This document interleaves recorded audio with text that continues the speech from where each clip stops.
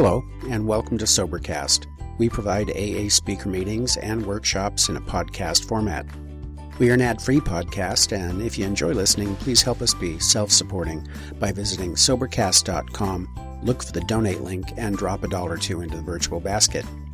Also, if you're a member of NA or have friends that are, please tell them about our other podcast, NAPOD. NAPOD features NA speakers and workshops in the same format as Sobercast. We upload a new speaker every day, and it's easy to subscribe by searching for NAPOD, N-A-P-O-D, all one word, on any podcast player app, or go to napod.xyz if you'd like to listen online. Hope you enjoy the podcast and have a great day.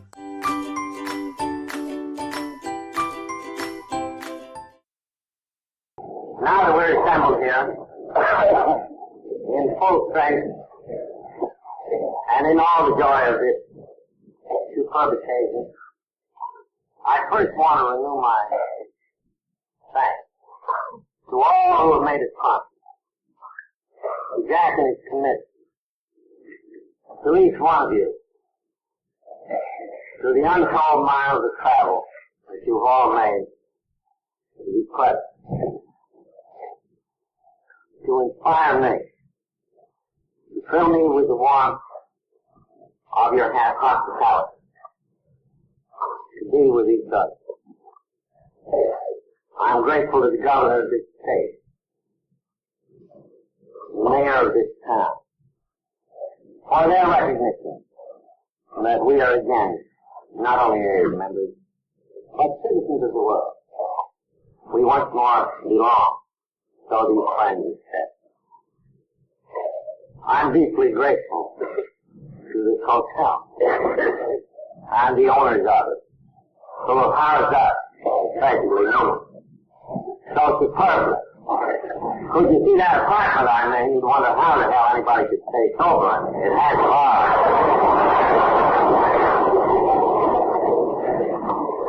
As for me, I come here in great gratitude, not only for the many tokens of your generosity and affection that I have received in the past, but for what you are making possible for my sponsor, Eddie, just as much founder of AA as I, or any of the store without whom this thing couldn't have been. So again, I record my deep gratitude, and I can find no better word to say that. I think I'm on the bill for tonight's show with a talk on the traditions, 12 traditions of AA. But you know, drunks like women have the prerogative, or at least seize the prerogative, of changing their mind, or make any such thing.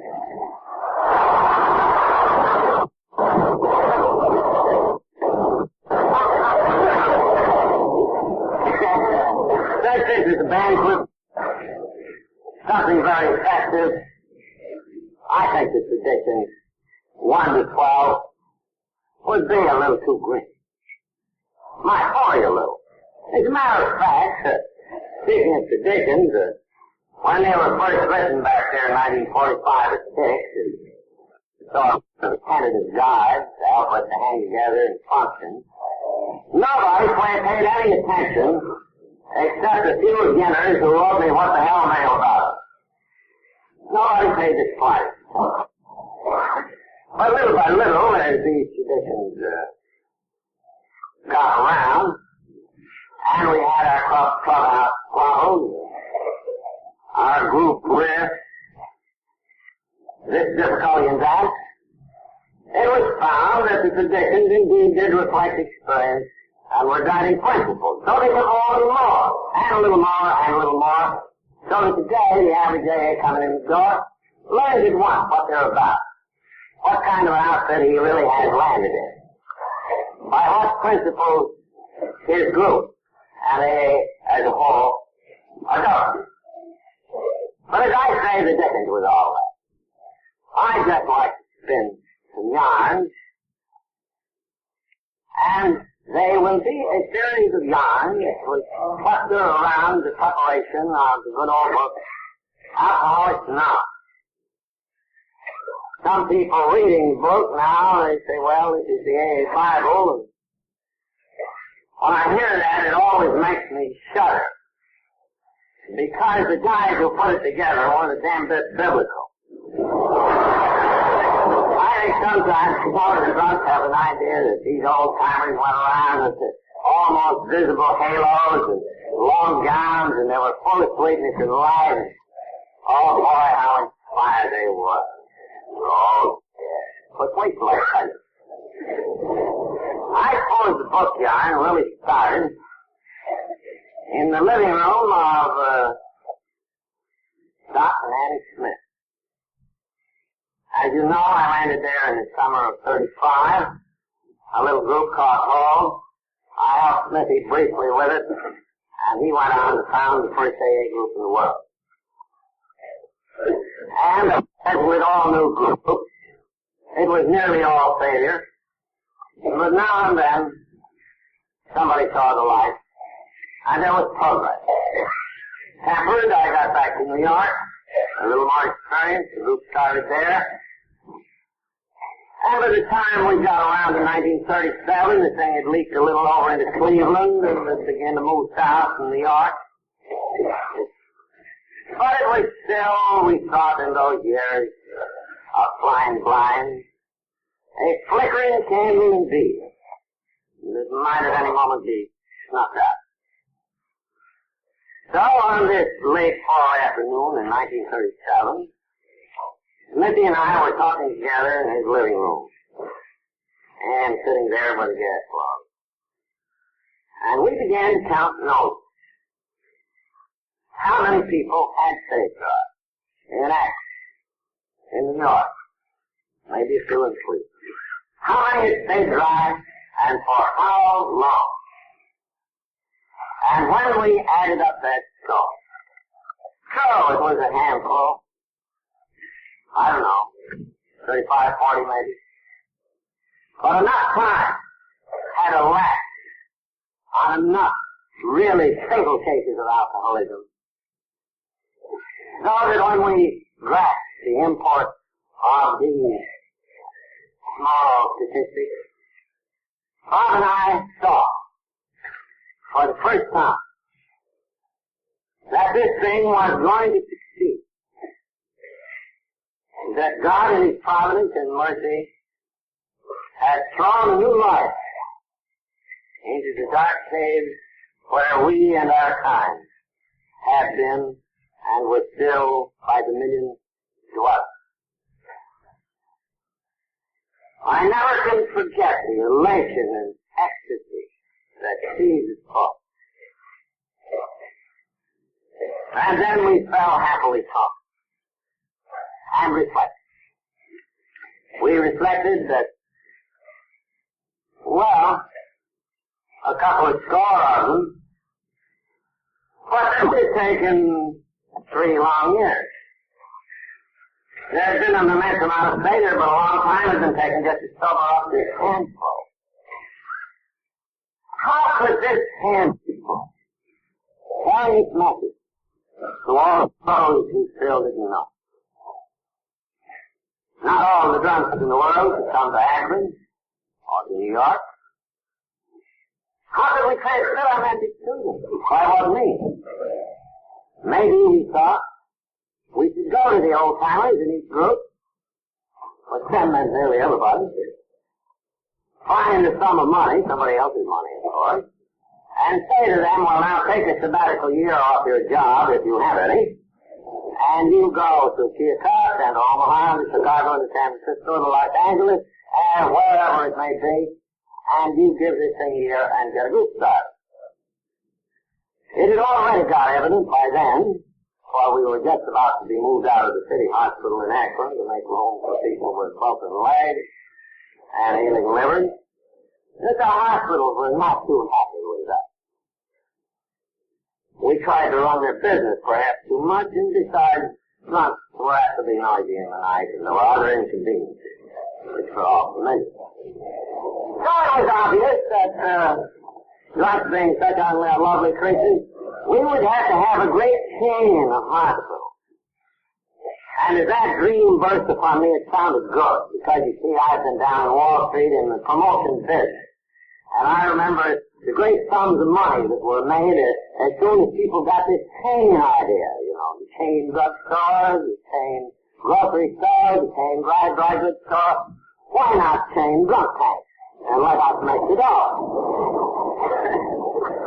So we needed some missionaries, some guys. We needed a chain of drunk tanks. That got very clear. All clear to me. Father is a conservative type of Yankee. I don't think he was quite so fast for those items. I was very insistent. It would take a pile of dough to finance all this, but after all, with this brand new light shining in our dark world, we just squirted in the eyes of rich guys and made up with the dough. Besides, we reflected, we'd have to get some kind of literature. Up to this moment, not a syllable of this program, so far as I know, was in writing. And it was a kind of a word-of-mouth deal. With variations according to each man or woman's fancy. Well, in a general way, we said, well, the booze has got you down, boys. You got an allergy and an obsession, and you're hopeless. If you are, you better get on it with yourself. Take stock. You ought to talk this out with somebody. Kind of a confessional, you know. And you ought to make restitution for the harm you did. You ought to make amends. All that kind of business. Well, you played as best you could, according to your life and family. And that was the sum of the word-of-mouth program up to that time. But as I say, variations on that were already appearing. How could we unify this thing? Could we, out of our experience, get certain principles, describe certain methods that had done tricks for us? Yes, obviously. If this movement was to propagate, it had to have a literature so its message could not be garbled either by the drunks or by the general public. So Bob and I reflected that late afternoon in 1937. Missionaries, chain of drunk tanks, and a book. Well, even by then, he and I had begun to learn that we were not the government of Alcoholics Anonymous. He, I guess more than I, already realized that the conscience of the group, the opinion of the group, when it was an informed opinion and in the group's interest, could be better than our own. We better consult folks. Well, there was dear old non-alcoholic, his wife, T. Henry Willis there in Ashland. They'd let us meet in their house. After we got out of the split power, we got into theirs. And he was a great friend of ours. So we called a meeting of the Ashland group, that is to say those who had been sober any great length of time. I think for this particular meeting we scraped up about 18. And had you mean, Bob and I told them that we were within sight of success. That we thought this thing might go on and on and on. That a new light, indeed, was shining in our dark world. But how could this light be reflected and transmitted without being distorted and dark? And at this point, they turned the meeting over to me, and being a salesman, I set right to work on them drunk tanks, and subsidies for the missionaries. I was pretty poor then. And we touched on the book. And the group conscience consisted of 18 men, good and true. And the good and true men, you could see right away, were damn skeptical about it all.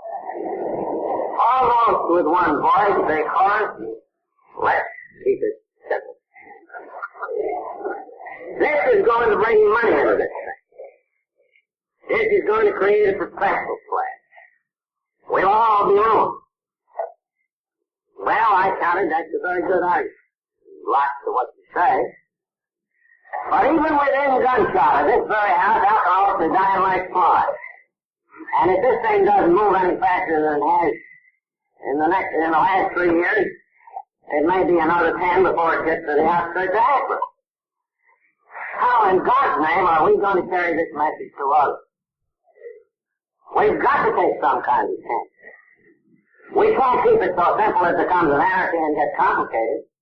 We can't keep it so simple it won't complicate itself. And we gotta have a lot of money to do these things. So exerting myself to the utmost, which was considerable in those days, we finally got a vote in that little meeting, and it was a mighty close vote. By just a majority of maybe 2 or 3. The meeting said with some reluctance, well, Bill, if we need a lot of dough, you better go back to New York where there's plenty of it, and you raise it. Well, boy, that was the word I've been waiting for. So I crammed back to the great city, and I began to approach some people of means and describe this tremendous thing that had happened. And it didn't seem so tremendous to the people of means at all. They said, what, 35 or 40 drunk? Sobered up? They have sobered him up before now, you know. And besides, Mr. Wilson, don't you think it's kind of sweet enough for shavings? I mean, wouldn't something for the Red Cross be better? In other words, with all of my most ardent solicitation, I got one hell of a freeze from the gentleman away. Well, I began to get blue. And when I began to get blue, my stomach kicked up as well as other things. And I was laying in bed one night with an imaginary ulcer attack. Used to have them all the time. I had one at the time that felt that for it. And I said, my God, we're starving to death here at Clinton Street. By this time the house was full of drunks. They were eating out of house and home. In those days, we never believed in charging anything for anybody for anything. So Lois was earning the money. I was being a missionary, and the drunks were eating meals. This can't go on. We gotta have them drunk tanks, we gotta have them missionaries, and how we gotta have them missionaries, and we gotta have a book. That's the story. Well, the next morning I crawled into my clothes and I found my brother-in-law. He's a doctor, and he is about the last person who's touching anyone that sits way, way down. The only one, save of course, dear Lord. Well, I said I'll go up and see Leonard. So I went up to see my brother-in-law Leonard. He cried out a little time between patients coming in up there. And I started my awful bellyache about these rich guys who wouldn't give us any dough for this great and glorious enterprise. So well on its way.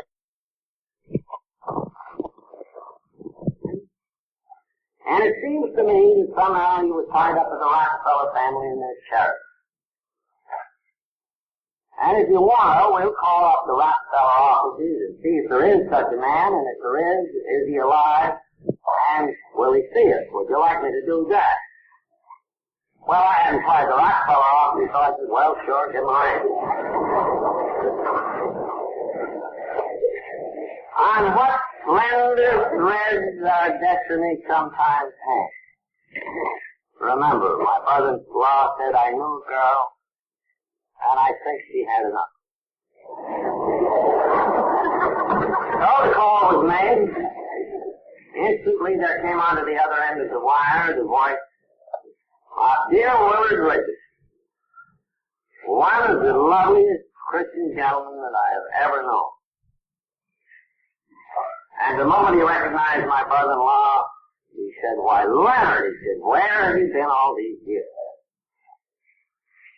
Well, my brother-in-law, unlike me, is a man of very few words, so he quickly said to dear old Uncle Willard that he had a brother-in-law who was apparently having some success sobering up drunks. Could the two of us come over there and see him? Why, certainly, said dear Willard, come right over. So we go over to Rockefeller Plaza, we go up that elevator, 54 flight, 56, I guess it is. And we walk plump into Mr. Rockefeller's personal offices, asked to see Mr. Richards. And here sits this lovely, benign old gentleman who nevertheless had a kind of shrewd twinkle in his eye. So I sat down and told him about our exciting discovery. The terrific cure for alcoholics that had just hit the world. How it worked. What we had done. And boy, this was the first receptive man with money or access to money. Remember, we were in Mr. Rockefeller's personal office at this point. And by now, too, we had learned that this was Mr. Rockefeller's closest personal friend, perhaps. So he said, "Why, yes," said I. "Much interested. Would you like to have lunch with me, Mr. Wilkes?" Well, now, you know, for a rising promoter, that sounded pretty good. We'll have lunch with best friends of John D. Things were looking up. My ulcer attack disappeared. So I had lunch with the old gentleman, and we drove to the train again, and boy, he's so warm and kind and friendly. Right at the close of lunch, he said, "Well, now, Mr. Wilson, or Bill, if I could call you that, said, wouldn't you like to have a larger meeting with some of my friends?" There's Frank Amos. He's in the advertising business, but he was on a committee that recommended Mr. Rockefeller drop the prohibition business. And there's Lloyd Chipman, who looked at Mr. Rockefeller's real estate. And here's Mr. Scott, he's chairman of the board up at the Riverside Church. And he said a number of people like that. I believe they'd like to hear this story. So a meeting was arranged. And it fell upon a winter's night, late 1937. And the meeting was at 30th Rockefeller Plaza. We called in post haste a couple of drunks, Macklin, Smithy included, of course, heading the procession. I came in with the New York contingent, 4 or 5. And to our astonishment, we were ushered into Mr. Rockefeller's personal boardroom, right next to his office, right next to his office.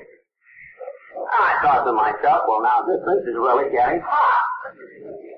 And indeed, I felt very much warm when I was told by Mr. Richardson that I was sitting in a chair just vacated by Mr. Rockefeller. I said, well, now we really are getting close to the bankroll. Old Doc Silkworth was there that night, too. And he testified what he had seen happen to these new friends of ours. And each drunk, thinking of nothing better to say, well, each of us told our stories, drinking and the recovery. And these folks listened. They seemed very definitely impressed. So I could see that the moment for the big touch was coming. So I gingerly brought up the subject of the drunk tanks, the subsidized missionaries, and this question of a book or literature. Well, God moves in a mysterious way His wonders to perform. But it didn't look like a wonder to me when Mr. Scott, head of a large engineering firm and chairman of the Riverside Church, looked at us and said, but gentlemen, said up to this point, this has been the work of goodwill only. No plans, no property, no paid people, just one carrying the good news to the next. Isn't that true? And may it not be that that is where the great power of this society lies. Now, if we subsidize it, might it not alter its whole character? We want to do all we can. We're gathered for that. But would it be wrong? Well, then the salesmen all gave Mr. Scott the rush. And we said, what? Mr. Scott, there are only 40 of us. It's taken 3 years. Why, millions, Mr. Scott, will rot before this thing ever gets sold unless we have money and lots of it. And we made out our case at last with these gentlemen, For the missionaries, the drunk tanks, the vote. So one of them volunteered to investigate us very carefully. And since poor old Dr. Bob was harder up than I was, and since the first group and the typical community situation was in Akron, we directed their attention out there. And Frank Amos, still a trustee in the foundation, at his own expense, got on a train, went out to Akron, made all sorts of preliminary inquiries around town about Dr. Bob. All the reports were good except that he was drunk, had recently got over. He visited the little meeting out there. He went to the Smith house. And he came back with what he thought was a very modest project. And he recommended to these friends of ours that, we could have, at least just a token amount of money at first, say $50,000, something like that. That would clear off the mortgage on Smith's place. It would get us a little rehabilitation place. We could put Dr. Smith in charge. We could subsidize a few of these people briefly until we got some more money. We could, it would start the chain of hospitals. We'd have a few missionaries. We could get busy on the book. All for mere $50,000. Well, considering the kind of money we were backed up against, that did sound a little small, but one thing leads to another. It sounded real good. We were real glad. Mr. Willard Richardson, our original contact, then took that report into John Gray. Junior, as everybody called him. And I've since heard what went on in there. Mr. Rockefeller read the report, called Willard Richardson back, and he said, somehow I am strangely stirred by all this. This interests me immensely. And then looking at his friend Willard, he said, but isn't money going to be spoiled? I'm terribly afraid that it was. And yet I'm so strangely stirred by it. Then came another turning point in our destiny. When that man whose business is giving away money said to Willard Richardson, no, he said, I won't be the one to spoil this fund with money. You say these two men who are heading it are a little strapped. I'll put $5,000 in the Riverside Church Treasury. You folks can form yourselves into a committee and draw on it as you like. But please don't ask me for any more. Well, I want to hear what goes on. Well, the $50,000 is then shrunk to $5,000. We raised the mortgage on Smithy's house for about $3,000. That left $2,000, and Smithy and I commenced sawing on that $2,000. Well, that was a long way from the strings on the drunk tank. What in thunder would we do? Well, we had more meetings with our newfound plan. Amos, Richardson, Scott, Chipman, and those fellas who stuck with us to this day, some of them now being gone. And in spite of Mr. Rockefeller's advice, we again convinced these folks that this thing needed a lot of money. What could you do without it? So, one of them proposed, well, why don't we form a foundation, something like the Rockefeller Foundation? Well, I said, I hope it'll be like that with respect to money. And then one of them got a free lawyer from Ely Hill Rook's firm who was interested in the thing.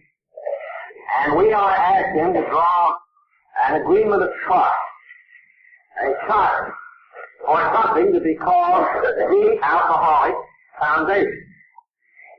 Why we picked that one, I don't know. I don't know whether the foundation was alcoholic. It was the Alcoholic Foundation, not the Alcoholic Foundation. No. And the lawyer was very much confused because in the meeting in which we formed the foundation, we made it very plain that we drunks did not wish to be in the majority. We felt that there should be non-alcoholics on the board, and they ought to be in a majority of one. Well, indeed, said the lawyer, what is the difference between an alcoholic and a non-alcoholic? And one of our smart drugs said, well, that's the same. A non-alcoholic is a guy who can drink, and an alcoholic is a guy who can't drink. Well, said the lawyer, how do we state that legally? I wouldn't know. So at length, we had a foundation. And a board, which I think then was of about 7, consisting of 4 of these new friends, including my brother-in-law, Mr. Richardson, Chiplin Amos, and some of us drunk. I think Smithy went on the board, but I kind of coyly stayed off, thinking it would be more convenient later on. So we had this wonderful new foundation. These friends, unlike Mr. Rockefeller, were told that we needed a lot of dough. And so our salesmen around New York started to solicit the money. Again, from the very rich. And we had a list of them, and we had credentials and letters from friends of Mr. John D. Rockefeller. How could you miss? I ask you, sir. The foundation is informed in the spring of 1938, and all summer we solicited the rich. Well, they were either in Florida, or they preferred the Red Cross, or some of them thought the drunks were disgusting. And we didn't get 1 damn cent in the whole summer of 1938, praise God. Well, meantime, we began to hold trustee meetings, and they were commiseration sessions on getting no dough. What with the mortgage and what with Smithy and me eating away at it, the $5 grand had about gone up the flue, and we were all slowly broke again. Smithy couldn't get his practice back either because he was a surgeon, and nobody liked to be carved up by an alcoholic surgeon even if he was 3 years. So things were tough all around, no fool. Well, what would we do? So one day, probably in August 1938, I produced at a foundation meeting a couple of chapters of a proposed book in rough and in mimeograph. As a matter of fact, we've been using chapters of this proposed book, along with some recommendations of a couple doctors down at Johns Hopkins to try to put the bite on the rest. And we still had these 2 book chapters kicking around. So Frank Amos said, well, now I know the religious editor down there at Harvard. An old friend of mine, Gene Axton. He said, why don't you take these 2 book chapters, your story and the introduction to the book, down there and show them to Gene and see what he thinks about it. So I took the chapters down.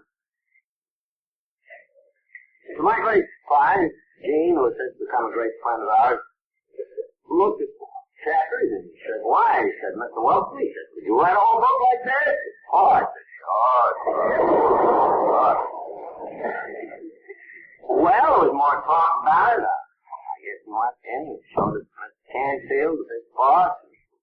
Now the meeting was had, and the upshot was that Harper's intimated that they would pay me, as the budding author, $1,500 in advance royalties, bringing enough money in to enable me to finish the book. Well, I felt awful good, about that. It made me feel like I was an author, a comer maybe. I felt real good about it. But after a while, not so good.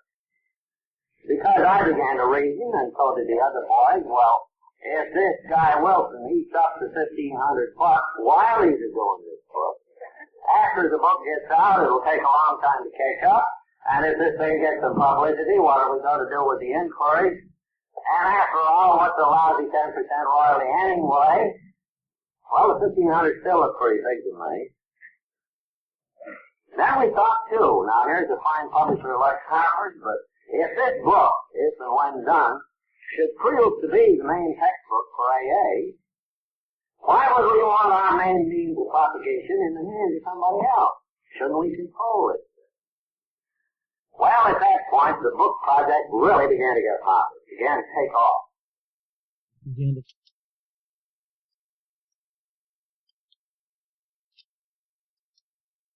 We'll try this on separate from the foundation. So I had a guy helping me on this thing who had red hair and 10 times my energy and some from more he was. He says, Bill, it's simple. Come on with me. We walk into a stationery store, we buy a pad of blank stock certificates, we write across the top of them, Worth Publishing Company, par value, $25.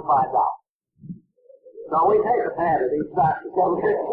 But we didn't bother to incorporate it. That didn't happen for a couple of years.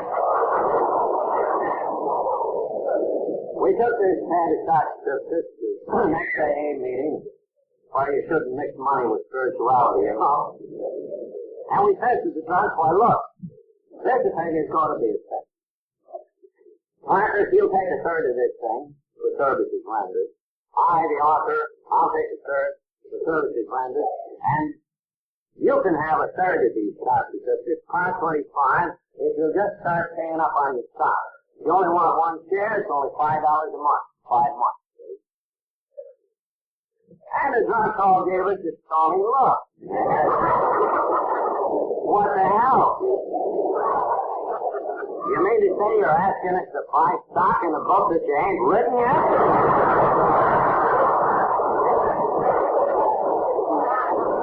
Why, sure, we said. If Harper's will put money in this thing, why shouldn't you? Harper says it's going to be a good book. But the drunk still gave us the stony stick. No stop. Well, we had to think up some more arguments.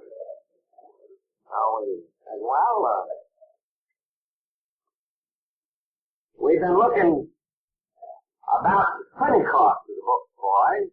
We get a book here, 450 pages, or on sale for about $3.50. Now, back in those days, we found on inquiries from printers that $3.50 book could be printed for 35 cents, making 1,000% profit. Of course, we didn't mention the other expenses, just printing costs. So, boys, just think of it. When these books move out in carload lots, we're printing them for 35 cents, and we're selling them direct mail. $3.50. How can you lose? The drunk still gave us some stone. No stone. Well, we figured we had to have a better argument than that. Harper said it was a good book. We could print them for 35 cents and sell them for $3.50. But how are we going to convince the drunk that we could move carload lots? Millions of dollars. So we get the idea we'll go up to the Reader's Digest. And we got an appointment with Miss Kenneth Payne, the managing editor up there. Gee, I never forget the day we got off the train up to Pleasantville, went over to his office, ushered in. We excitedly told him the story of this wonderful budding society. We dwelled upon the friendship of Mr. Rockefeller and Harry Emerson's closet. We were traveling in good company with Payne. And the society, by the way, was about to publish a textbook, then in process of being written.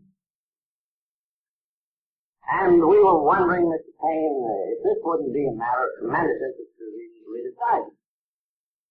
Having in mind, of course, that the Reader's Digest had a circulation of 12 million readers.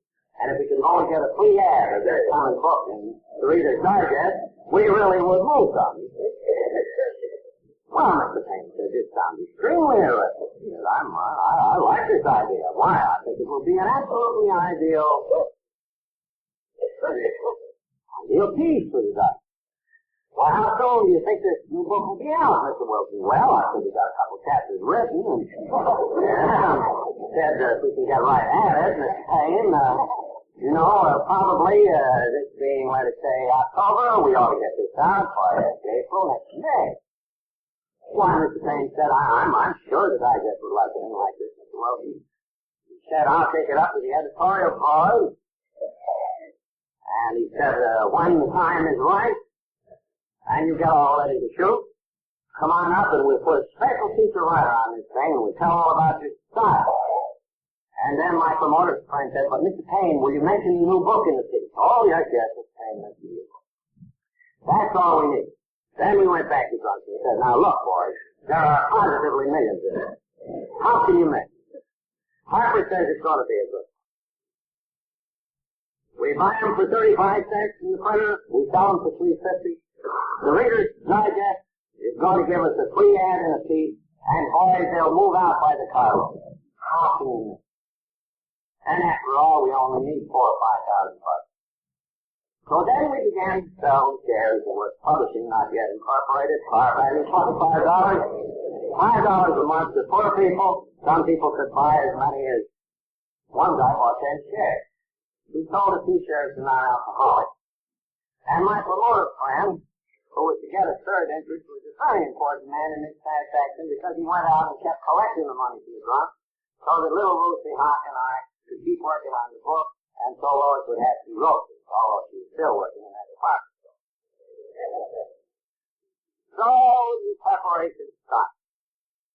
And some more chapters was done, and we went into AA meetings in New York with these chapters in the rough. Well, it wasn't like chicken in the rough. The boys didn't eat those chapters up at all. I suddenly discovered that I was in a terrific whirlpool of arguments. I was just the umpire.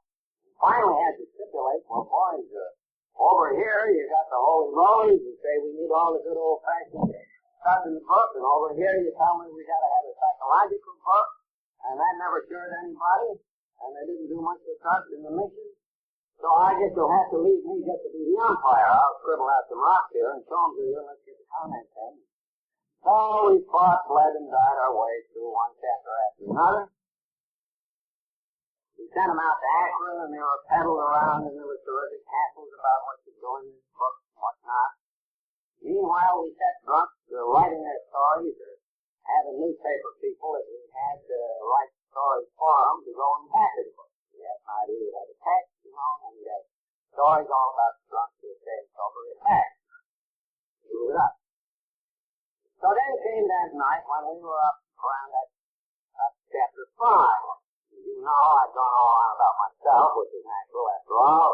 And then we did a little introductory chapter, and we dealt with the agnostic, and we described alcoholism. But, boy, we finally got up to the point where we really had to say what the book was all about, and how this deal worked. Well, as I told you, this was a 6-step program then. On this particular evening, I was lying in bed in 23, wondering what to do for this next chapter to be about. The idea came to me, well, we need a definite statement, a concrete principle that these drunks can't wiggle out. Can't be any wiggling out of this deal at all. And this 6-step program has 2 big gaps in between. They'll be wiggling out. Moreover, if this book goes out to distant readers, they have got to have an absolute explicit program by which to go. Well, while I was thinking these thoughts, while my imaginary ulcer was paining me, and while I was mad at hell at these drunks because the money was coming in slow, some had to stop and was paying up, a couple of guys come in and they gave me a big argument, and we yelled and shouted. And I finally went down and laid on the bed with my ulcer, and I said, poor me. Well, there was a pad of paper from the pad, and I reached for that, and I said, well, now you got to break this program up into small pieces so they can't wiggle out. So I started right, trying to bust it up into little pieces. And when I got the pieces set down on that piece of yellow paper, I put numbers on. I was rather agreeably surprised when it came out at 12. I said, well, that's a good figure and Christianity and Mr. Flores. Then I noticed that instead of leaving the God idea to the last, I got it up front, but I didn't pay much attention to that. It was pretty good. Well, next meeting comes along. I've gone on beyond the steps, trying to amplify them in the rest of that chapter. I took that chapter with the steps in the meeting, and boy, pandemonium broke. What do you mean by changing the program? What about this? What about that? This thing is overloaded with God. We don't like this. You got these guys on their knees. Stand them up. This thing is, a lot of these drunks are scared to death of being God. Let's take God out of his heart. That's where the arguments we had. Well, out of that terrific hassle about the 12 steps, there did come a 10th spot. That argument caused the introduction of a phrase that has been a lifesaver by thousands. It was certainly none of my doing. I was on the fire side then. He was still suffering from this big hot flash. The idea of God as you understand him came out of that perfectly ferocious. And we put that. Well, little by little, the thing ground down, little by little, we put in money. We kept an office open over north, which was the office of a defunct business that I tried to establish my friend in. The money ran low at times, though, a little easy hot work for no pay. They gave us plenty of stock in the work publishing as far as all you had to do was carry it off the pad, $5.25, have a week's salary here. So we got around to about January 1939. Somebody said, well, hadn't we better check this thing out? Hadn't we better kind of make a publication copy of it? A monolithic or a mimeograph copy of this text and see what these stories that it's in. Try it out, you know, on the preacher, on the doctor, Catholic Committee on Publications, psychiatrists, policemen, fishwives, housewives, drunks, everybody. Just to see if we got anything that goes against the grain in any place. And also to find out if we can't get some better ideas here. So at considerable expense, we got this pre-publication copy made. We peddled it around, and comments came back. Some of it was very helpful. It went, among other places, to the Catholic Committee on Publications in New York. And at that time, we had only one Catholic member to take it there, and he just got out of the asylum and hadn't had anything to do with preparing the book. And to our great surprise, promising people something later on.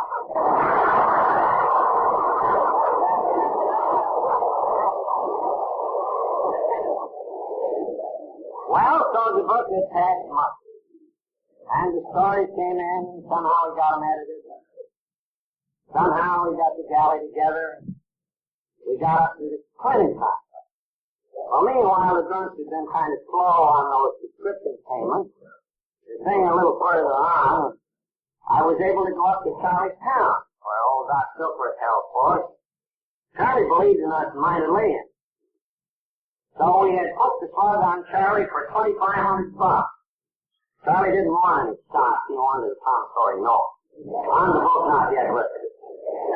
So we tapped Charlie for $2,500, which we routed around to the Alcoholic Foundation so it could be tax exempt, you understand. So also we had drawn in, supporting 3 of us in an office to do this job, in these 9 months, upwards of $6,000, and the till was getting very low. Well, we still had to get it printed.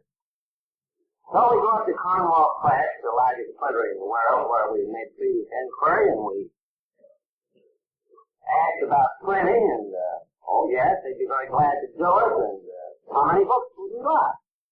Well, we said, that's very hard to estimate. Of course, our membership is very small at the present time. We won't tell many of the membership. After all, the Reader's Digest is going to print a plug about it. The 12 million readers this book could go out in carloads in this printer. And this printer was none other than dear old Mr. Blackwell, one of our great friends.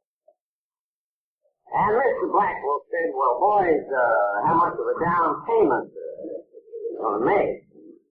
How many books would you like printed? Well, we said we'll be conservative. Let's print 5,000 of them just to start. And Mr. Blackwell said, well, what's he going to use for money? Well, we said, well, we won't need much. I imagine $200 on account. It'll be all right with you, Mr. Blackwell. Of course, after all, we're traveling very good company. You know, we're friends of Mr. Rockefeller and all that. So Blackwell started printing the 5,000 books. Plates were made and the galleys were read. Gee, all of a sudden we saw it in the Reader's Digest. So we go up to the Reader's Digest. We walk in on Mr. Kenneth Payne. And we said, Mr. Payne, we're all ready to shoot. And Mr. Payne said, shoot what?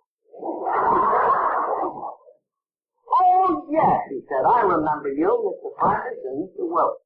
You were the gentleman up here last fall. He said, I told you that I thought the Reader's Digest would be interested in this new work and in this book. Well, he said, right after you were here, I consulted our editorial board and the migration party. They didn't like the idea at all, and I forgot to tell you. Boy, we had the drunk with $4,500 in it. Charlie Town's hooked for $2,500.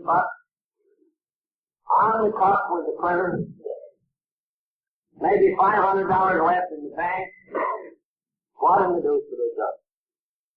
Well, this fellow Morgan Ryan, the good-looking Irishman, who's taken the book, it's Catholic Committee on Publications, had been in earlier time a good ad man. He said, I know Gabriel Heater. And Gabriel Heater is putting on these 3-minute hot plug programs on the radio, and he said, I'll get an interview with Gabriel Heater. Maybe he'll interview me on the radio about all this. So our courage rose once again. And then all of a sudden, we had a big chill. We thought, well, supposing this Irishman got drunk before here interviewed. So we went over to see here, and lo and behold, here would interview us. And then we got still more scared. So we rented a room in the Downtown Athletic Club, and we put Ryan in there with a day and night guard for 10 days.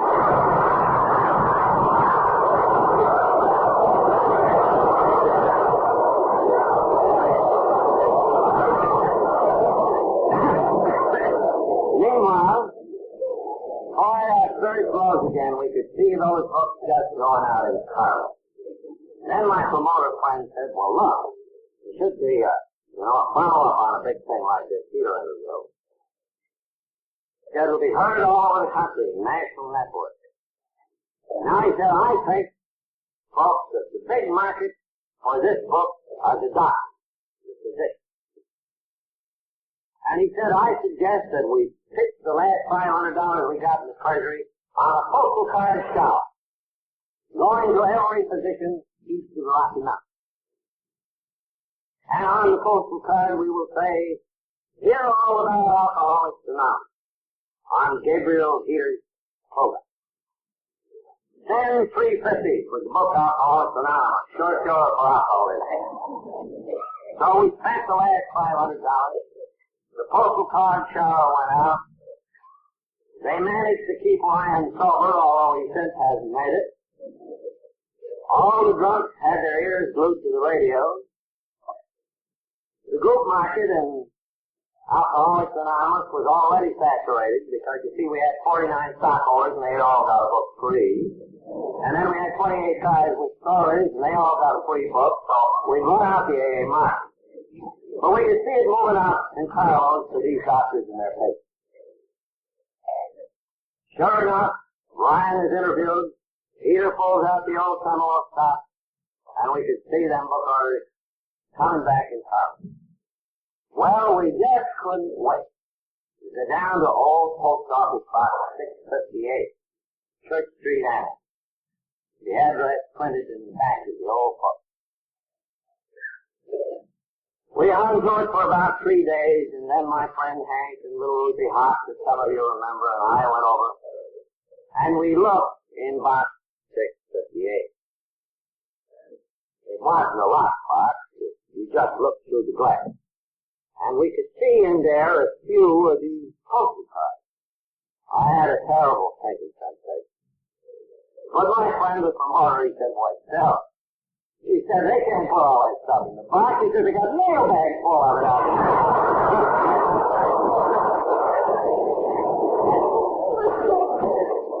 So we go to the clerk, and he brings us out 12 lousy postal cards. 10 of them completely illegible, written by Dr. Drunky's Monkeys. And we had exactly 2 orders for the book Alcoholics Anonymous. And we were absolutely and utterly stony broke. The sheriff then moved in on the office. Oh, Mr. Blackwell wondered what to do for money and felt like taking the book over. And at that very opportune moment, the house in which Lois and I lived was foreclosed, and we and our furniture were set out in the street. And that was the date of the book Alcoholics Anonymous in the summer of 1939, and the state of grace that the Wilsons were in. Moreover, a great cry went up from the drunks, what about our $4,500? And Charlie, who was pretty well off, was even a little uneasy about that note for $2,500. What would we do? What would we do? Well, we put our goods into storage on truck. Couldn't even pay the drayman. An AA lent us a summer camp. Another AA lent us a car. The folks around New York began to pass a hat for groceries to the Wilsons, for which they supplied us $50 a month. So we had a lot of discontented stockholders. $50 a month, a summer camp and an automobile, with which to revise the falling fortunes of the book Alcoholics Anonymous. We began to shop around, from one magazine to another. Would they give us some publicity? Nobody bit. And it looked like the whole dump was going to be foreclosed. Book, office, Wilson's, everything. When one of the boys in New York, who happened to be a little bit prosperous at the time, and who had a fashionable clothing business on Fifth Avenue, which we learned was mostly on mortgage, having drunk nearly all of it up, one of those guys, Bert Taylor, stayed. I went to Bert one day and I said, Bert, there is a promise of an article in Liberty magazine. I just got it today. But it won't come out until next September. It's going to be called Alcoholics and God. It'll be printed by Liberty magazine, Fulton editor, Fulton Hausler, the then editor.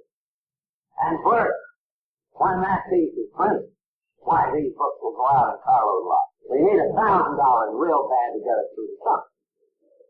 Well, Bert says, you're sure that article's going to be printed, aren't you? Oh, yes, that's fine. Well, he said, okay. He says, I haven't got to go, but he said, there's a man down in Baltimore, Mr. Cochran, he's connected with the wet and dry forces. Well, I said, Bert, this wet and dry editor. First says, you ain't going to be fussy where you get this stuff.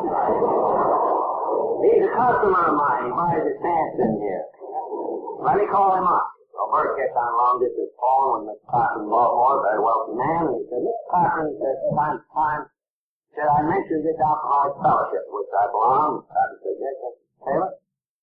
Well, Bert said, Mr. Cochran, our fellowship has just come out with a magnificent new textbook. Sure for alcoholism, Mr. Cochran. It's something that we think that every public library in America should have. And Mr. Cochran, the retail price of the book is $2.50. But Mr. Cochran, if you just buy a couple of thousand of those books and put them in the large library, of course, we would sell for that purpose at a considerable distance. Well, Mr. Cochran said he didn't think he cared to do that. And then Bert said, well, Mr. Cochran, some publicity has come out will come out next fall about this new book, Alcoholics Anonymous, but in the meantime, the books are moving rather slow, and we need, say, $1,000 to tide us over. And would you loan the Worth Publishing Company $1,000? Well, said Mr. Cochran, what does this balance sheet look like, this Worth Publishing Company? And after he learned what the Worth Publishing looked like, Mr. Cochran said, no thanks. So then Bert said, well, now, Mr. Cochran, you know me.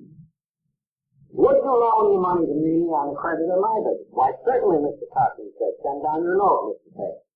So Bert hopped the business that a year or two later was to go broke anyway. He saved the book Alcoholics Anonymous, turned $1,000 over to us. We lasted till the Liberty article came in. 1,000 inquiries, 800 inquiries came in as a result of that. We moved a few books. We barely squeaked through the year 1929. But in all this period, we heard nothing from John D. Rockefeller. Meanwhile, there's been foundation meeting after foundation meeting. Too bad we were having such a hard time, but no go. When all of a sudden, in about February 1940, Mr. Richardson came to the trustees meeting and he said, I have great news. Mr. Rockefeller, who we hadn't heard from since 1937, we were told had been watching all the time with the mainstream. Moreover, Mr. Rockefeller would like to give his fellowship a dinner, to which he would invite his friends to see the beginning of this new and promising society. And then Mr. Richardson produced the invitation list. And here was the president of Chase Bank and Wendell Willkie and all kinds of very prominent people, many of them extremely rich. I mean, a quick look at the list, I figured would add up to a couple of $1 billion. So we thought maybe, at last, there would be some money inside. So the dinner came. And we got Harry Emerson Fonda, who had reviewed the AA books down there. He gave us a wonderful club. Dr. Kennedy came and spoke on the medical attitude. He'd seen a very hopeless gal, Marty Man, recover, one of his patients. I got up and talked about life among the anonymized. And the bankers, assembled 75 strong and in great wealth, sat at the table with the alcohol. Well, the bankers had come probably as a sort of a command performance, and they were a little suspicious that perhaps it was another prohibition deal. But they warmed up under the influence of the alcohol. Mr. Ryan, the hero of the Here episode, still sober. For example, at his table was asked by a distinguished banker, "Why, Mr. Ryan, we presume you were in the banking business." Mr. Ryan said, "Not at all, sir. I'm just out of Greystone Asylum." Well, that intrigued the bankers, and they were all warming up fine. But unfortunately, Mr. Rockefeller couldn't get to the dinner. He was sick, actually quite sick that night. And he sent his son, a wonderful gent, not Nelson Rockefeller, in his place instead. And after the show was over, everybody was in fine form, and we were all ready again for the big fight. Nelson Rockefeller got up and, speaking for his father, said, "My father sends word that he is so sorry he cannot be here, but so glad that so many of his friends can see the beginning of this great and wonderful thing." Something Nelson Rockefeller said that it affected his life more than almost anything in his club. A stupendous club, that was. Then said Nelson, "But first, gentlemen, this is work that proceeds on goodwill. It requires no money." Whereupon the $2 billion got up and walked out. Well, that was a terrific letdown, but we weren't let down very long. Again, the hand of Providence has intervened. Right after the dinner, Mr. Rockefeller asked that the talk be published in the pamphlet. He opposed the rather defunct Work Publishing Company and said he would like to buy 400 books to send to all of the bankers who come to the dinner, and all who had not. Well, seeing that this was for a good purpose, we let him have the books cheap. He bought them cheaper than anybody had since. He sold 400 books to John D. Rockefeller Jr. for $1 each to send his banker friends. So, he sent out the book, the pamphlet, and with it he wrote a personal letter and signed every doggone one. And in this letter, he again recited how glad he was that his friends had been able to see this great beginning of what he thought would be a wonderful thing, how deeply it had affected him. And then he said, "Fortunately, gentlemen, this is a work of goodwill. It leaves little, if any, money, perhaps a slight amount of temporary help. I, said John D. Rockefeller, am giving these good people $1,000. So the bankers all received Mr. Rockefeller's letter, and they all tied it up on the cuff. Well, John D. is giving $1,000.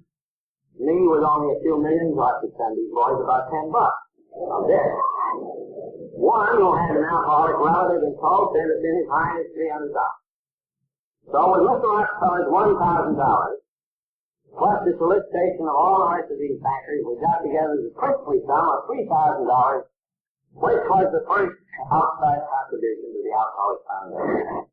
Now that $3,000 was divided equally between Smithy and me so that we could keep going somehow.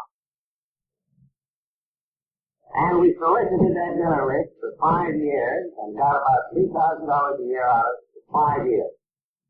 And at the end of that time, we were able to say to Mr. Rockefeller, we don't need any more money. The book income is helping to support our office. The groups are contributing to fill in. The royalties are taking care of Dr. Bob and Bill Welch.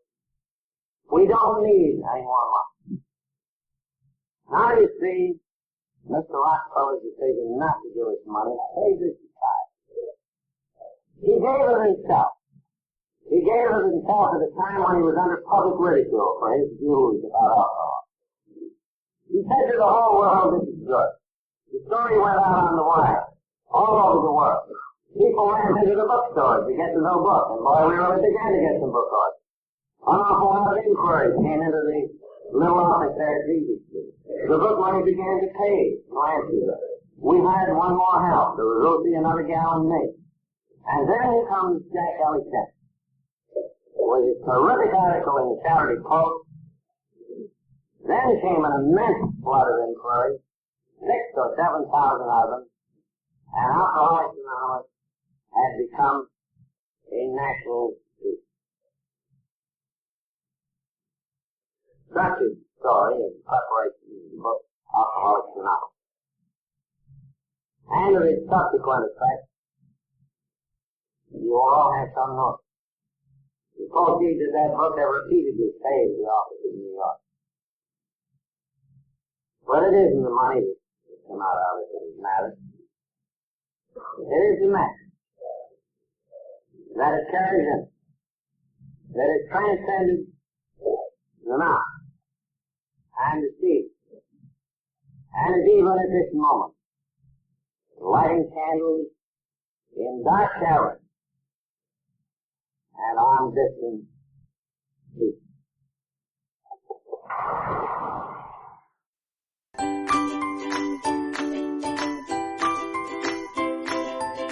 Thanks for listening. I hope you enjoyed the podcast. Sobercast is ad-free, and we'd like your help in order to keep it that way. So if you'd like to help us be self-supporting by pledging $1 or $2 a month, visit Sobercast.com and look for the donate links. Thank you very much.